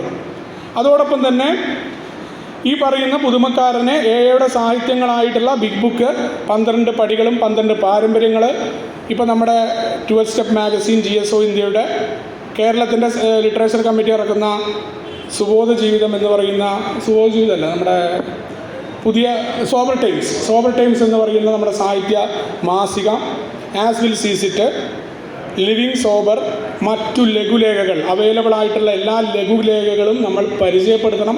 ഇത് പരിചയപ്പെടുത്തണം എന്നുണ്ടെങ്കിൽ ആദ്യം നമ്മൾ വായിച്ചിരിക്കണം, ഏറ്റവും പ്രധാനമാണ്. ഇപ്പോൾ പോലീസ് സ്റ്റേഷനിൽ സന്ദേശം കൊടുക്കുന്നതിന് മുന്നേ എൻ്റെ സ്പോൺസർ എപ്പോഴും പറയാറുണ്ടായിരുന്നു, ആദ്യം നമ്മളത് വായിക്കണം. വളരെ നിസ്സാരമാണെന്ന് നമ്മൾ പറയാറുണ്ട്. ഓരോ പാംലെറ്റിലും വലിയ കാര്യങ്ങൾ, നമ്മളറിയാത്ത കാര്യങ്ങൾ അടങ്ങിയിട്ടുണ്ട്. ഓരോ പാംലെറ്റും അടുത്ത പാംലെറ്റിലേക്ക് നമുക്ക് മുന്നോട്ട് നയിക്കുന്ന ഒന്നാണ്. അപ്പം നമ്മളത് വായിച്ച് അദ്ദേഹത്തിനും വായിക്കാനുള്ള പ്രേരണ കൊടുക്കണം, അതിനെക്കുറിച്ച് പറഞ്ഞു കൊടുക്കണം, അതിനുള്ള സമയം കണ്ടെത്തണം. ഈ പുതുമക്കാരനുമായിട്ട് സമയം കണ്ടെത്തുമ്പോൾ, ചിലവഴിക്കുമ്പോൾ ഏറ്റവും പ്രധാനമായിട്ട് ഞങ്ങളവിടെയൊക്കെ കോഫി ഷോപ്പിലേക്കാണ് വിളിക്കുക. ആ കോഫി ഷോപ്പിൽ 1 മണിക്കൂർ ഈ ചട്ട ബിഗ് ബുക്ക് തുറന്നു വയ്ക്കില്ല. ബിഗ് ബുക്ക് ഫുള്ളായിട്ട് മടക്കി എന്താ പറയുക, ഒരു ചട്ട ഇട്ടിട്ടാണ് കൊണ്ടുപോവുക. കാരണം അവിടെ വരെ അനോണിമിറ്റി പാലിച്ചുകൊണ്ടാണ് ഈ കോഫി ഷോപ്പിൽ നമ്മൾ പുതുമക്കാരനായിട്ടുള്ള ആൾക്ക് ടെമ്പററി സ്പോൺസർ ചെയ്യേണ്ട ഉത്തരവാദിത്തമുണ്ട്. അതിനെക്കുറിച്ച് ചർച്ച ചെയ്യും 12 സ്റ്റെപ്പ് കമ്മിറ്റി മീറ്റിങ്ങിൽ. ഈ കാര്യങ്ങൾ ഞങ്ങൾ ഇങ്ങനെ ചെയ്തു, അവിടെയും ചോദ്യം ചെയ്യലൊന്നുമില്ല, എൻ്റെ അനുഭവം ഇങ്ങനെയായിരുന്നു. അപ്പോൾ വേറെ അംഗങ്ങൾ പറയും ഞങ്ങൾ ഇങ്ങനെയാണ് ചെയ്തത്. ഈ രീതിയിലാണ് ഈ സാഹിത്യങ്ങളെ പരിചയപ്പെടുത്തി കൊടുക്കേണ്ട ഉത്തരവാദിത്തം ടെമ്പററി സ്പോൺസറുടെയാണ്. അതോടൊപ്പം തന്നെ അയാൾക്ക് എന്തെങ്കിലും പ്രത്യേകമായ പ്രശ്നമുണ്ടാകുമ്പോൾ, അത്യാസക്തിയുമായി ബന്ധപ്പെട്ട അയാൾക്ക് കുടിക്കണം എന്നുള്ള തോന്നലുണ്ടാകുമ്പോൾ അവിടെ നമ്മൾ അയാൾക്ക് വേണ്ട സഹായം നമ്മൾ കൊടുക്കണം. ആ കൊടുക്കേണ്ട സമയത്ത് തന്നെ നമ്മളെക്കൊണ്ട് അറിയാത്ത കാര്യമാണ്, നമുക്കത് നിൽക്കില്ല എന്ന് തോന്നിക്കഴിഞ്ഞാൽ വേറെ അംഗങ്ങളെ നമ്മൾ ഒരു മടിയുമില്ലാതെ സമീപിക്കാൻ തയ്യാറാവണം എന്നാണ് പറയുന്നത്. എന്തെങ്കിലും പ്രശ്നം ഉണ്ടാകുമ്പോൾ പല കാര്യങ്ങൾ വിളിക്കും, കുടിക്കാൻ തോന്നുന്നുണ്ടെന്ന് പറഞ്ഞിട്ട്. നമുക്ക് ഒറ്റയ്ക്ക് നമ്മുടെ വാക്കുകളെ കൊണ്ട് ചിലപ്പോൾ പിടിച്ചു നിർത്താൻ പറ്റില്ല. അപ്പോൾ ആ മറ്റംഗങ്ങളുടെ സഹായം തേടിക്കൊണ്ട് അവിടെ ഉണ്ടായിരിക്കേണ്ട ടെമ്പററി സ്പോൺസറുടെ ഉത്തരവാദിത്തമാണ്. അതോടൊപ്പം തന്നെ 12 പടികളുടെ അർത്ഥം മനസ്സിലാക്കി കൊടുക്കുക. അതിൻ്റെ പ്രാധാന്യത്തിന് 12 പടി എന്ന് പറയുന്നത് പ്രവർത്തിക്കാനുള്ളതാണ്. ആൽക്കഹോളിക്സ് അനോണിമസിൻ്റെ ബിഗ് ബുക്കിൽ മറ്റുള്ളവരോടൊത്തുള്ള പ്രവർത്തനം വരെ ഈ 12 പടികളും കിടക്കുകയാണ്. ഓരോ പടികൾ എങ്ങനെയാണ് ആളുകൾ പ്രാക്ടീസ് ചെയ്യുന്നത്, മീറ്റിങ്ങിൽ വായിക്കേണ്ട ഒന്നല്ല 12 പടികൾ. നമുക്ക് ദൈനംദിന ജീവിതത്തിൽ ഓരോ പ്രശ്നങ്ങൾ ഉണ്ടാകുമ്പോഴും പ്രയോഗത്തിൽ വരുത്താൻ കഴിയുന്ന ഒന്നാണ്. ഓരോ ദിവസവും നമുക്കൊരു ബിസിനസ് മീറ്റിങ്ങിൽ പ്രശ്നം ഉണ്ടാകുമ്പോൾ അവിടെ നമുക്ക് 4-ാം പടി പ്രയോഗിക്കാൻ പറ്റും. ഇത് എഴുതി ചെയ്യേണ്ടതാണോ അല്ലെങ്കിൽ എഴുതാതെ ചെയ്യേണ്ടതാണോ, ഇത്തരം തർക്കങ്ങൾ ഏലില്ല. 2-ാം പടി തന്നെ നമ്മളെല്ലാ തർക്കങ്ങളിൽ നിന്നും മാറ്റി നിർത്തിക്കൊണ്ടാണ്. കോഴിയാണോ കോഴിമുട്ടയാണോ ഉണ്ടായത് എന്ന തർക്കമില്ല എന്ന് പറയാറുണ്ട്. 2-ാമത്തെ പടിയിൽ ദൈവവിശ്വാസമുള്ളവരും ഇല്ലാത്ത ആളുകളും എങ്ങനെ ഒരുമിച്ച് നിൽക്കുന്നു, തർക്കിക്കുന്ന സമൂഹത്തിൽ നിന്ന് വിട്ടു നിൽക്കാനുള്ള ആ പ്രേരണ ഉണ്ടായപ്പോഴാണ് രണ്ടാമത്തെ പടി അരിച്ചിറങ്ങുന്നതെന്ന് പറയാറുണ്ട്. 46-ാമത്തെ പേജ് ആൽക്കഹോളിക്സ് അനോണിമസിൻ്റെ ആത്മീയതയിലേക്ക് നമ്മളെ കൊണ്ടുവരും. അതെന്താണ്? ഞങ്ങൾക്ക് ആത്മീയ തലം എന്നാൽ വിസ്തൃതമാണ്, മറ്റ് എല്ലാ മനുഷ്യരെയും ഉൾക്കൊള്ളുന്നതാണ്, അതെല്ലാവർക്കും വേണ്ടി തുറന്നു കിടക്കുന്നതാണ്. ഇവിടെ ഒരാളെയും മാറ്റി നിർത്തുന്നില്ല. അതാണ് ഞങ്ങൾ ആത്മീയത എന്ന് പറയുന്ന ഇനി ഈ ഗ്രന്ഥത്തിൽ പറയുന്ന എല്ലാ കാര്യങ്ങൾക്കും ബാധകമെന്ന് പറഞ്ഞ ഇത്ര മഹത്തായ ആത്മീയതയില്ല. എൻ്റെ വിശ്വാസത്തിലേക്ക് അയാൾ വരേണ്ടതില്ല, ഞാൻ അറിഞ്ഞ പോലെ അയാൾ അറിയേണ്ടതില്ല എന്ന് പറയുന്ന ആത്മീയതയിലാണ് നമ്മൾ നിൽക്കുന്നത്. അപ്പോൾ ഈ 12 പടികളെ അത് ആദ്യം നമ്മൾ പരിശീലിക്കണം, അല്ലെങ്കിൽ പരിശീലിച്ചിട്ടില്ലെങ്കിൽ അത് പരിശീലനം നടത്തിയിട്ടുള്ള ആളുകളുടെ അടുത്തേക്ക് അവരെത്തിക്കാനും അതിന് ടെമ്പററി സ്പോൺസർ. അപ്പോഴാണ് 12-ാമത്തെ പടി വളരെ കൃത്യമായി പുതുമക്കാരനെ സഹായിക്കാനായിട്ട് നമുക്ക് പറ്റുള്ളൂ എന്ന് കൃത്യമായിട്ട് ഇതിൽ പറയുന്നുണ്ട്. അതോടൊപ്പം തന്നെ തൻ്റെ വ്യക്തിപരമായ കാഴ്ചപ്പാടുകൾ ഈ പുതുമക്കാരനിൽ അടിച്ചേൽപ്പിക്കരുത്. ഒരു സ്പോൺസർ അവിശ്വാസിയാണെങ്കിൽ മതവിശ്വാസിയായ നവാഗതനെ തൻ്റെ വിശ്വാസം ഉപേക്ഷിക്കാൻ നിർബന്ധിക്കരുത്. അതുപോലെ തന്നെ ഈ പറയുന്ന പുതുമക്കാരൻ യുക്തിവാദിയാണെങ്കിൽ സ്പോൺസർ ദൈവികമായ കാര്യങ്ങൾ അദ്ദേഹവുമായി തർക്കത്തിന് നിൽക്കരുത്. ഇവിടെ എപ്പോഴും സംഭവിക്കുന്നൊരു കാര്യമാണ് വിശ്വാസവുമായി ബന്ധപ്പെട്ടുകൊണ്ട് നമ്മളതിൻ്റെ ആന്തരികമായ ഒരു അർത്ഥം മാത്രമാണ് എയുടെ കരുതുന്നത്. എയുടെ 2-ാമത്തെ പടി പോലും ഉണ്ടായിട്ടുള്ളത് ആൽക്കഹോളിക്സ് അനോണിമസിൻ്റെ കൂട്ടായ്മയിൽ ബിൽഡബ്ല്യു ഈ 6 പടികളെയാണ് 12 പടികളാക്കി മാറ്റുന്നത്. അരമണിക്കൂർ കൊണ്ട് ബിൽഡബ്ല്യു ഈ പടികളെഴുതിയിട്ട് അത് ചർച്ച ചെയ്ത അന്നത്തെ പഴമക്കാരൻ ബില്ലിനെ ചീത്ത വിളിക്കുക ചെയ്തത്. ബില്ല്, നിനക്ക് തലയ്ക്ക് ഓടണ്ടോ? നീ കൊണ്ട് എല്ലായിടത്തും കൊണ്ടിട്ട് ദൈവത്തിന് ഈ 6 പടി തന്നെ വയ്യ, അതിൻ്റെ ഇടയിലാണ് നീ 12 പടി എഴുതിയെന്ന് പറഞ്ഞിട്ട്. അന്ന് ബില്ലിൻ്റെ ഭാര്യ ലൂയിസ് കൊണ്ടുവരുന്ന ചായയിൽ നിന്നാണ് ആ തർക്കം നിന്നത് എന്ന് പറയാറുണ്ട്. അവിടെ പിന്നീട് മനഃശാസ്ത്രപരമായിട്ടാണ് ബിൽഡബ്ല്യു എല്ലാ മനുഷ്യരെയും ഉൾക്കൊണ്ടുകൊണ്ട് 46-ാമത്തെ പേജിൽ ഞാൻ നേരത്തെ പറഞ്ഞ ആത്മീയ അനുഭവം മുന്നേ നിർത്തിക്കൊണ്ട് 215-ാമത്തെ ബിഗ് ബുക്കിലെ പേജിൽ എന്താണ് ഞങ്ങൾ ആത്മീയമായ ഉണർവ് എന്ന പദം പറയുന്നത്, ഇതൊക്കെ നമുക്ക് തന്നിട്ടുണ്ട്. നമ്മളിത് വായിക്കാത്തതും മനസ്സിലാക്കാത്തതുമായ കുഴപ്പം മാത്രമാണ് നമുക്കുള്ളത്. അവിടെ ഏതെങ്കിലും ഒരാൾ, ഇവിടെ പലപ്പോഴും അവിശ്വാസിയായ ആൾക്കാർ കമ്മിയാണ്, അധികം വിശ്വാസികളാണ് ദൈവത്തിൻ്റെ പേര് പറഞ്ഞത്. ഈ ആൾ ദൈവത്തിൽ വിശ്വസിച്ചില്ലെങ്കിൽ നിൻ്റെ എല്ലാ കാര്യവും കഴിഞ്ഞു എന്ന് പറഞ്ഞുകൊണ്ടാണ് ഇയാളെ പ്രേരിപ്പിക്കുന്നത്. ഇന്ന് പുതിയ കാലഘട്ടമാണ് 2023. എല്ലാവർക്കും ഇൻ്റർനെറ്റും മറ്റു കാര്യങ്ങളും ഉണ്ട്. ആൽക്കഹോളിക്സ് അനോണിമസിൻ്റെ നിരീശ്വരവാദികളായ 10,000 പേരുടെ സമ്മേളനം നടന്നിട്ട് 3 മാസം കഴിഞ്ഞിട്ടുള്ള ഓൺലൈനിൽ. ഇവിടെ പടികളെ ജപ്പാനിലടക്കം എയുടെ കൺസെപ്റ്റ് പേജ് വായിച്ചു കഴിഞ്ഞാൽ അറിയാൻ പറ്റും. ഈ നാൾ വഴികളിൽ എ കടന്നു വന്നത് ദൈവവിശ്വാസമില്ലാത്ത എത്രയോ പേര് എയിലൂടെ സോബറായി നിൽക്കുന്നുണ്ട്. അവർ ഇന്നും എയുടെ വേൾഡ് സർവീസ് ഓഫീസിൽ പ്രവർത്തിക്കുന്നുണ്ട്. ഇവിടെ ബിഗ് ബുക്കിൽ 2-ാമത്തെ പടി 4-ാമത്തെ അധ്യായം ഡയഗ്നോസ്റ്റിക് എന്ന് പറയുന്ന ആജ്ഞേയവാദികളെ എന്ന് പറയുന്ന ആ അധ്യായത്തിൽ ഓരോ ഖണ്ഡിക എങ്ങനെയുണ്ടായി എന്ന് പറയുന്ന ഭാഗങ്ങളിൽ കൃത്യമായിട്ട് പറയുന്നുണ്ട്. ഇത് ദൈവവിശ്വാസികളെ മാത്രം ഉദ്ദേശിച്ച് എഴുതിയിട്ടുള്ളൊരു കാര്യമല്ല. അപ്പം നിങ്ങളുടെ വ്യക്തിപരമായ കാഴ്ചപ്പാടുകൾ ഈ പറയുന്ന പുതുമക്കാരനിൽ അടിച്ചേൽപ്പിക്കാൻ ഈ ടെമ്പററി സ്പോൺസർ ശ്രമിക്കരുത്. കാരണം അയാൾ കണ്ടെത്തണം അയാളുടെ വലിയ ശക്തി. അത് കൃത്യമായിട്ട് അതിൽ പറയേണ്ട ആ വലിയ ശക്തിയെക്കുറിച്ചുള്ള ധാരണ, ഞങ്ങൾക്ക് വിശ്വസിക്കാനുള്ള ആഗ്രഹം മതി. ലാസ്റ്റ് ബോബിൻ്റെ കഥയിൽ വരെ പറയുന്നൊരു പ്രധാന ഭാഗമുണ്ട്. നിങ്ങൾക്കെല്ലാം ആ തുറന്ന മനസ്ഥിതി ഉണ്ടെങ്കിൽ, ഇതിലെല്ലാ ആത്മീയ ആശയങ്ങൾക്കുമെതിരെ നിങ്ങൾ കണ്ണടയ്ക്കുന്നില്ലെങ്കിൽ നിങ്ങൾക്ക് സോബർട്ടിയിലേക്ക് വരാനുള്ള മാർഗമുണ്ട്. 2-ാം പടി അവസാനിക്കുന്നത് തന്നെ ആ തുറന്ന മനസ്ഥിതി. നിങ്ങളുടെ വീട് വൃത്തിയാക്കുന്ന ശ്രമമാണ് നിങ്ങളെ സോബർട്ടിയിലേക്ക് കൊണ്ടുവരിക എന്ന കാര്യം. അവിടെയാണ് നിങ്ങൾ ഏത് വിശ്വാസിയായിരുന്നാലും ഈ വരുന്ന പുതുമക്കാരനിലെ നിങ്ങളുടെ വിശ്വാസം അടിച്ചേൽപ്പിക്കാനായി നിങ്ങൾ നിൽക്കരുത് എന്ന ഒരു കാര്യം. പിന്നെ അത്രയും പെട്ടെന്ന് തന്നെ ഗ്രൂപ്പിൻ്റെ പ്രവർത്തനങ്ങളിൽ പങ്കുചേരാനായിട്ട് ഈ പുതുമക്കാരനെ നിർബന്ധിക്കണം, അല്ലെങ്കിൽ അതിലേക്ക് പ്രേരിപ്പിക്കണം. ഇവിടെയാണ് റൊട്ടേഷൻ്റെയൊക്കെ കാര്യങ്ങൾ. ഒരു പുതുമക്കാരന് സെക്രട്ടറി ചുമതല കൊടുക്കുന്നു. എന്താണ് സെക്രട്ടറി ചെയ്യുന്നത്? അതിൻ്റെ കാര്യങ്ങൾ, ആളുകളെ വിളിക്കാനുള്ള പ്രേരണ. അതോടൊപ്പം തന്നെ ഈ പുതുമക്കാരന് റൊട്ടേഷൻ എന്ന് പറയുന്നത് വിരമിക്കലല്ല. നമ്മൾ ആ ഗ്രൂപ്പിൻ്റെ പ്രവർത്തനത്തിലെ ബാക്ക് ബെഞ്ചിൽ ബിൽഡബ്ല്യു സമ്മേളനം, ക്ലീവ്ലാൻഡിലെ സമ്മേളനം കഴിഞ്ഞ് അദ്ദേഹം എഴുതിയിട്ടുണ്ട്, ഞാൻ വളരെ അസ്വസ്ഥനായിരുന്നു. ഈ പറയുന്ന പുതുമക്കാർ ഇനിയിപ്പോൾ സ്ഥാനമേറ്റ ആളുകൾ എങ്ങനെ കൊണ്ടുപോകും? പക്ഷേ അതിൻ്റെ ദൈവത്തിൻ്റെ കരങ്ങളിൽ ഭദ്രമാണ് എന്ന് ബിൽഡബ്ല്യു പറയുന്നുണ്ട്. അവിടെയാണ് മുതിർന്ന നേതാവായി മാറുമ്പോൾ, ഈ പുതുമക്കാരൻ സെക്രട്ടറി ആയിരിക്കുമ്പോൾ അവിടെ ബാക്ക് ബെഞ്ചിലിരിക്കുന്ന മുതിർന്ന നേതാവ് അതിൽ ഇടപെടില്ല. അയാൾ പ്രവർത്തിക്കും. അതല്ലാണ്ട് ബാക്ക് ബെഞ്ച് ഡ്രൈവല്ല, അവിടെ ഇരുന്നു കൊണ്ട് ഇന്നവനെ വിളിച്ചോ, അവനെ വിളിക്കണ്ട, ഈ ഒരു പരിപാടിയല്ല. അയാളെ സ്വയം നേതാവാകാൻ, ആൽക്കഹോളിക്സ് അനോണിമസ് രാഷ്ട്രീയ പാർട്ടി അല്ലാത്തത് കൊണ്ടും അല്ലെങ്കിൽ മറ്റ് മതപരമായ സംഘടന അല്ലാത്തത് കൊണ്ടും ഇതിന് ആത്മീയ തലം വ്യത്യസ്തമാണ്. അപ്പം ആ രീതിയിൽ സർവീസ് ചുമതലകളിലേക്ക് വരുത്തുകയും അയാളെ ചാരി നിർത്താതെ അവൻ്റെ സ്വന്തം തീരുമാനങ്ങൾ എടുക്കാൻ പ്രേരിപ്പിക്കുകയും ചെയ്യുക എന്നത് ടെമ്പററി സ്പോൺസറുടെ ഉത്തരവാദിത്തമാണ്. അതോടൊപ്പം തന്നെ നമ്മുടെ പാരമ്പര്യങ്ങളെക്കുറിച്ച് ഈ പറയുന്ന പുതുമക്കാരിൽ മതിപ്പുണ്ടാക്കണം. ആ പുതുമക്കാരിൽ മതിപ്പുണ്ടാക്കണമെങ്കിൽ പാരമ്പര്യങ്ങൾ എനിക്കറിയണം, പാരമ്പര്യങ്ങളെ പാലിക്കാൻ ഞാൻ തയ്യാറാവണം. ബിസിനസ് മീറ്റിങ്ങുകൾ ഉണ്ടാകുമ്പോൾ ആ ബിസിനസ് മീറ്റിങ്ങുകളിൽ എതിർപ്പുകൾ ഉണ്ടാവും. കാരണം ആൽക്കഹോളിക്സ് അനോണിമസിൻ്റെ ചരിത്രം ഉടനീളം നിരവധി എതിർപ്പുകളിലൂടെയും പ്രശ്നങ്ങളിലൂടെയാണ്. ഞാൻ നേരത്തെ പറഞ്ഞ ക്ലാരൻസസ് ബിൽഡബ്ല്യുവിന് അടിക്കാൻ നിന്നിട്ടുണ്ട്. പല പാരമ്പര്യങ്ങളും ഉണ്ടായിട്ടുള്ളത് ക്ലാരൻസസ്സുകാരനാണ്. ക്ലാരൻസസ് തൻ്റെ സ്പോൺസിയെ വിവാഹം കഴിക്കുന്നുണ്ട്. അതിനുശേഷമാണ് ഒരു നിർദ്ദേശം വരുന്നത്, ഒരിക്കലും ഒരു സ്പോൺസർ സ്ത്രീക്ക് സ്ത്രീ പുരുഷന് പുരുഷൻ എന്ന ഒരു കാര്യമുണ്ടായതാണ്. ഈ ചരിത്രത്തിലെ പാഠങ്ങൾ നമ്മുടെ മുന്നിലുണ്ട്. അപ്പോൾ അതാണ് ഈ പാരമ്പര്യങ്ങൾ. ആ പാരമ്പര്യങ്ങൾ പാലിക്കുമ്പോൾ നമ്മൾ മൂന്നാമത്തെ പാരമ്പര്യം പറഞ്ഞുകൊണ്ട് തുടങ്ങുമ്പോഴും ഒന്നാം പാരമ്പര്യത്തിൽ നമുക്ക് നിൽക്കാൻ പറ്റുന്നില്ലെങ്കിൽ, ഐക്യത്തോടു കൂടി നിൽക്കാൻ നമ്മളെ കൊണ്ട് പറ്റുന്നില്ലെങ്കിൽ, എന്തൊക്കെ പ്രശ്നം ഉണ്ടെങ്കിലും നമ്മുടെ കൂട്ടായ്മ തകർന്നു പോകും.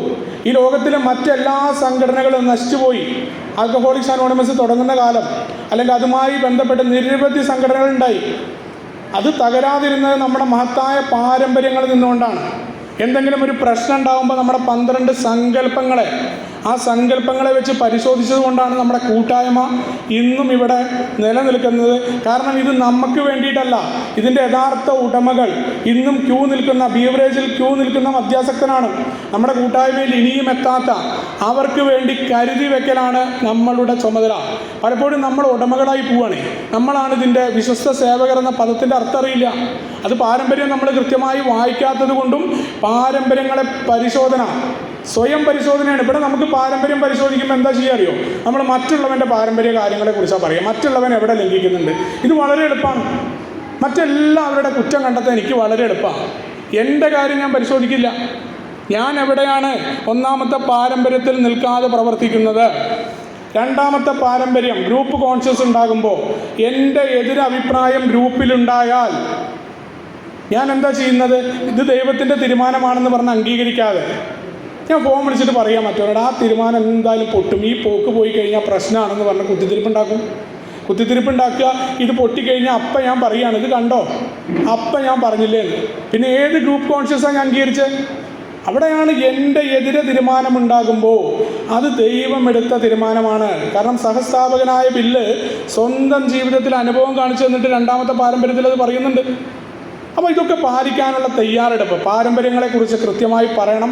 അനോണിമിറ്റി എന്ന് പറയുന്നത് എന്തുകൊണ്ടാണ് ഫോട്ടോ ഇടരുത് എന്ന് പറയുന്നത്?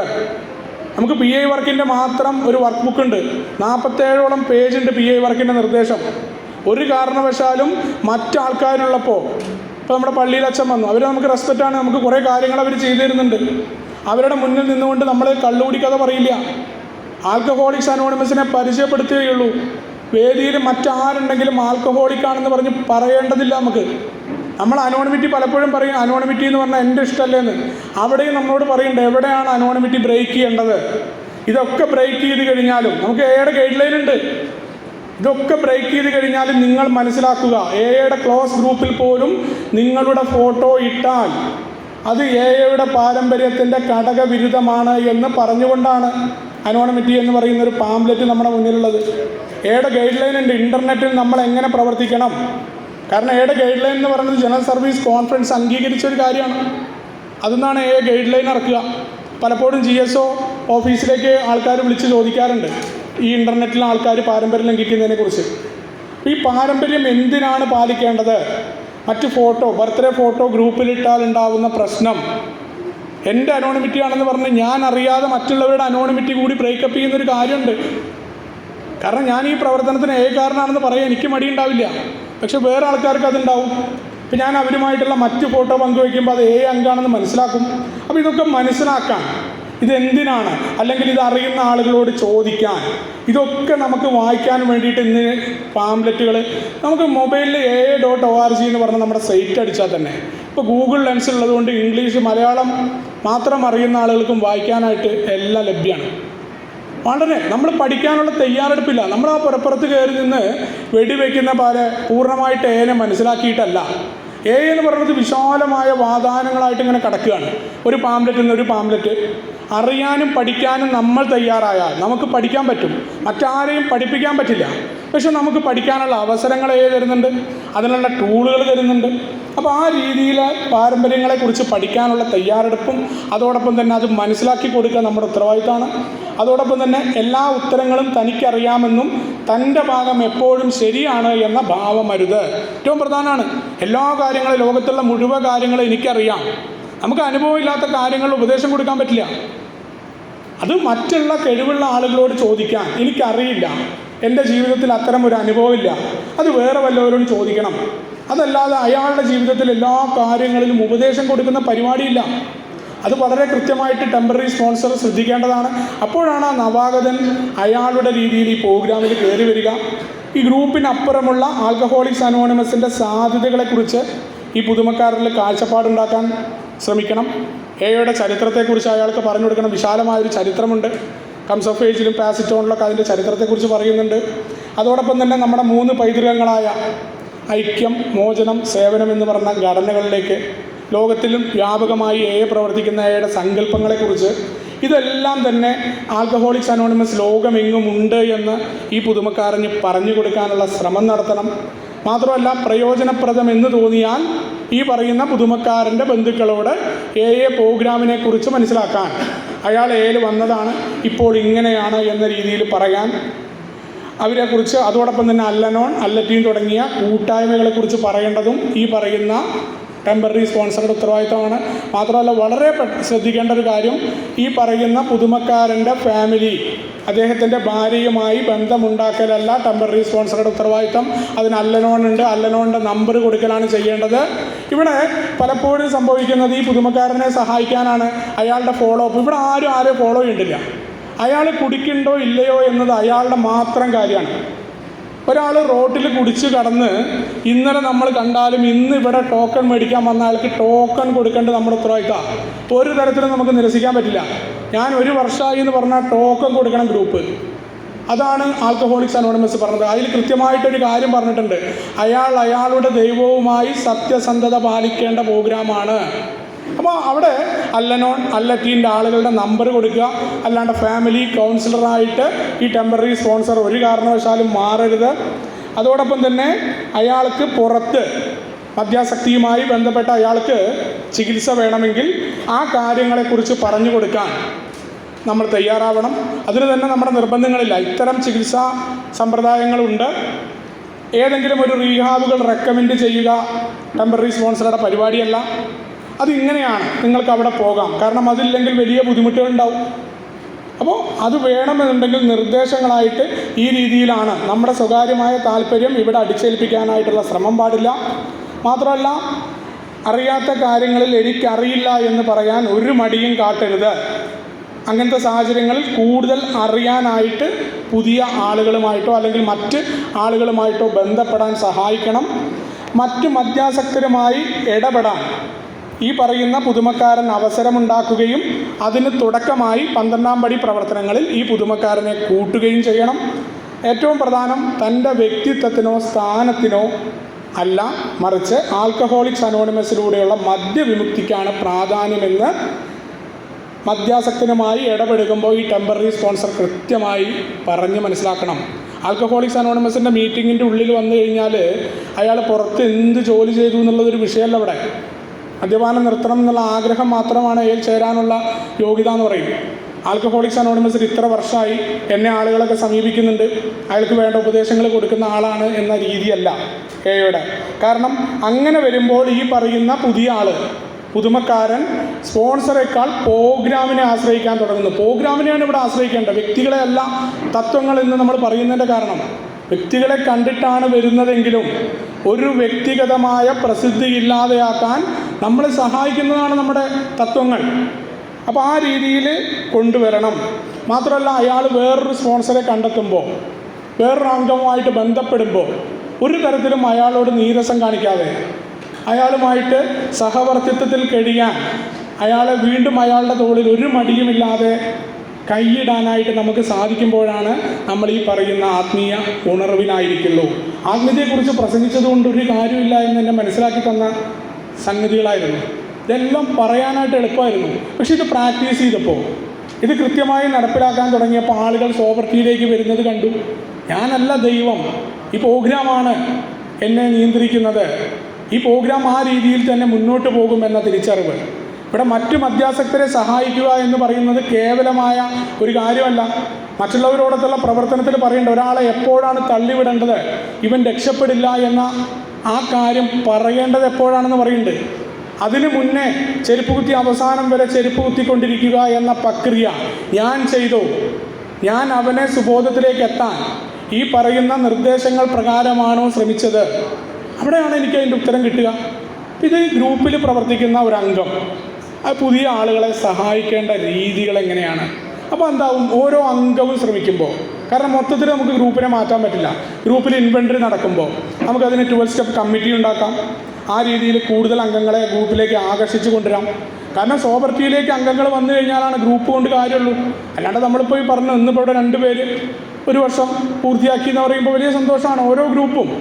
ആ രീതിയിൽ അംഗങ്ങൾ സോബർട്ടിയിലേക്ക് വരുന്നത് എയുടെ നിർദ്ദേശങ്ങളിലൂടെ ആകുമ്പോൾ കൂടുതൽ പേരിലേക്ക് സന്ദേശം എത്തിക്കാനും നമ്മളല്ല ഈ പ്രോഗ്രാമാണ് എന്ന ബോധ്യത്തിൽ ഓരോ വ്യക്തിക്കും മാറാനും മീറ്റിങ്ങുകളിൽ സന്തോഷവും സമാധാനവും നിറഞ്ഞ് സഞ്ചരിക്കാനൊക്കെ നമ്മളെ നമ്മുടെ തത്വങ്ങൾ പ്രാപ്തമാക്കും. എന്തായാലും ഈ ഒരു വിഷയത്തിൽ നിങ്ങളോട് സംസാരിക്കാനും ഈ ഒരു പോയിന്റുകളൊക്കെ പറയാനും സാധിച്ചില്ല. നന്ദി രേഖപ്പെടുത്താൻ. എന്തെങ്കിലുമൊക്കെ തെറ്റുകൾ വന്നെങ്കിൽ ക്ഷമിക്കണം. എൻ്റെ അറിവിൻ്റെ പരിമിതിയിൽ നിന്നുകൊണ്ടാണ് ഞാനിത് പറയുന്നത്. മാത്രമല്ല ഇന്ന് ഇവിടെ എത്തിച്ചേരാനും നിങ്ങളെല്ലാവരുടെ ഒപ്പം ആയിരിക്കാനും സാധിച്ചു.